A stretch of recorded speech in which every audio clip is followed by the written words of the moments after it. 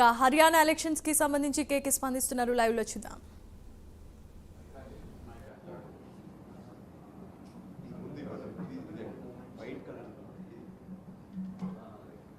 Hello मेरी voice disturbance हो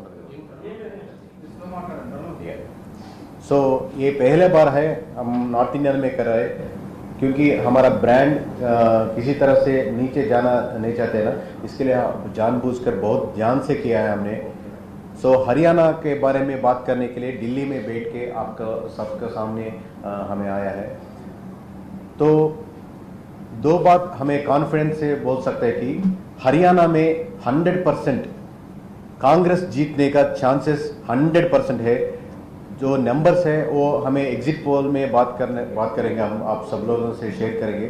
पर ये प्री पोल डिस्कशन है ना, इसके लिए हमें नंबर्स के एक्सप्लेन नहीं कर रहे हैं. नंबर्स के बारे में जो भी चीज़ हमें एक्सप्लेन कर रहे हैं, हरियाणा में कांग्रेस 100% जीतने का चांसेस है.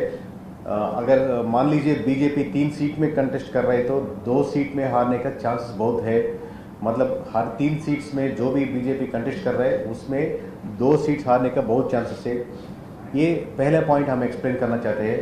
और दूसरा पॉइंट ये कि नॉट ओनली इन हरियाणा, अब से शुरू करके हर एक स्टेट में हर एक इलेक्शंस में जो भी आ रहे हरियाणा, जम्मू कश्मीर और महाराष्ट्र, झारखंड, वेस्ट बंगाल, तमिलनाडु, जो भी डेटा हमें वेरीफाई कर रहे हैं, जो भी हर एक स्टेट में हमें सर्वे कर रहे हैं, हमको साफ साफ ये दिख रहा है कि हर एक स्टेट में बीजेपी एक टाइटैनिक शिप जैसा अंदर जा रहा है. मतलब हर एक जगह में लूज होने का, हारने का चांस बहुत ज़्यादा है.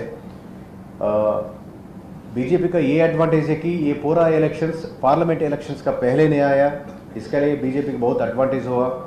पार्लियामेंट इलेक्शंस होने के बाद जो भी इलेक्शंस आ रहे हैं हर जगह में बीजेपी हारने का चांसेस बहुत है. आप लोगों को जो भी नॉर्थ स्टेट में हमको पहले बार देख रहे हैं तो आप लोगों को नहीं मालूम है तो जो भी रिपोर्ट्स आपका दोस्त होंगे आंध्र प्रदेश में, तेलंगाना में, उनसे पूछ लिए. अगर केके सर्वे से एक बात निकल गए तो वो कितना गारंटी दे सकते, उसका ऊपर कितना उम्मीद कर सकते बोल के आप किसी से पूछ लीजिए. हमारा स्टाइल ये है कि एग्जिट पोल में हमें हर एक सर्वे कंपनी जैसा +5 -5 ये नहीं बोलने वाला है.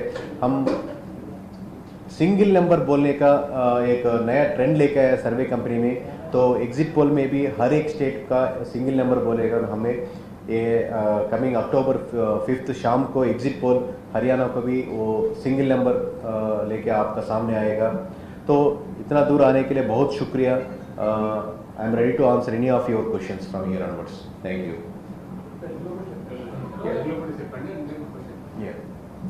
సో ఇక్కడ ఢిల్లీలో హర్యానా ప్రెస్ మీట్ గురించి ఇక్కడ మనందరం కలుసుకోవడం జరిగింది. ఇక్కడికి వచ్చిన ప్రెస్ వాళ్ళందరికీ ప్రతి ఒక్కరికి థ్యాంక్ యూ అండి. ముఖ్యంగా ఆంధ్ర, తెలంగాణ నుంచి వచ్చినటువంటి ప్రెస్ వాళ్ళకి కేకే సర్వీస్ గురించి, కేకే గురించి సెపరేట్గా ఎక్స్ప్లెయిన్ చేయాల్సిన అవసరం లేదు. మీ ద్వారా, మీ మాధ్యమాల ద్వారా ఎంతో లక్షలాది కోట్లాది మంది ప్రజలకి మనం చేరుకున్నాం. అందుకని మరొకసారి థ్యాంక్ యూ. ఫస్ట్ టైం మనం హర్యానా నార్త్ బెల్ట్లో చేస్తున్నాం కాబట్టి చాలా ఒళ్ళు దగ్గర పెట్టుకొని అదే కాన్షియస్తో మన బ్రాండ్ వాల్యూ ఎక్కడ తగ్గకూడదని చాలా జాగ్రత్తగా చేయడం జరిగింది. సో హర్యానాలో ఎలా ఉంది పరిస్థితి అని చెప్పేదానికి ఈ ప్రీ పోల్ మనం ఇక్కడ ఢిల్లీలో అందరం కలుసుకోవడం జరుగుతుంది. హర్యానా గురించి మేము చెప్పాలంటే ఖచ్చితంగా 100కి 100% ఇక్కడ కాంగ్రెస్ గెలిచేదానికి 100కి 100% ఆస్కారం ఉందండి. బీజేపీ పోటీ చేసే ప్రతి 3 స్థానాల్లో కూడా 2 స్థానాలు ఓడిపోయేదానికి ఆస్కారం ఉంది. నెంబర్లు ఖచ్చితంగా మనం ఎగ్జిట్ పోల్స్ రోజు మీకు చెప్పడం తెలియజేస్తాం. ఖచ్చితంగా ఆ రోజు ఆంధ్రలో చెప్పినట్లుగా సింగిల్ నెంబరే చెప్తాం. ఈ పరంపరను కొనసాగిస్తాం. ఇక్కడ చూస్తున్న ఫస్ట్లో మాకు చాలా భయంగా, చాలా జాగ్రత్తగా ఎలా చేయాలని భయంగానే స్టార్ట్ చేసాం. పోన్ కాన్ఫిడెన్స్ వచ్చింది. 100% మనం చేయగలుగుతాం. దేశవ్యాప్తంగా ప్రతి స్టేట్లో ఇదే కాన్ఫిడెంట్తో ముందుకెళ్తున్నాం.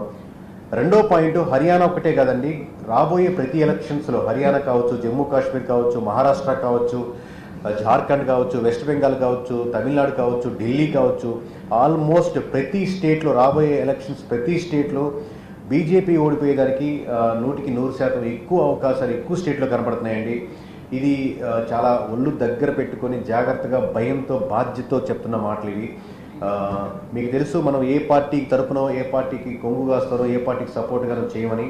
సో ఖచ్చితంగా ఈ ట్రెండ్ కొనసాగుతుంది. ఇంకా మీకు చెప్పాలంటే ఒక టైటానిక్ షిప్ మునిగిపోయే ముందు ఎలా ఉంటుందో అలా ప్రతి స్టేట్లో బీజేపీకి ఆ ఫెయిల్యూర్ కనపడుతుంది. బీజేపీకి వచ్చిన పెద్ద అడ్వాంటేజ్ ఏంటంటే ఈ స్టేట్ ఎలక్షన్స్ పార్లమెంట్ ఎలక్షన్స్ తర్వాత వచ్చాయి. అలా కాకుండా ఈ పార్లమెంట్ ఎలక్షన్స్ ముందర ఈ స్టేట్ ఎలక్షన్స్ వచ్చుంటే దాని ఇంపాక్ట్ బీజేపీ మీద చాలా బలంగా పడి ఉండేది. సో ఇవి మా అబ్జర్వేషన్స్ అండి. ఒకటి హర్యానా గురించి, ఓవరాల్ కంట్రీ గురించి. మీకు ఎగ్జిట్ పోల్స్లో సింగిల్ నెంబర్తో ప్రతి స్టేట్లో ముందుకు వస్తాం. థ్యాంక్ యూ ఇంత దూరం మమ్మల్ని ఆదరించినందుకు, పిలవగానే అందరూ వచ్చినందుకు. సో మీరేమైనా క్వశ్చన్స్ ఉంటే నా Hindi or English or Telugu I'm ready to answer అండి.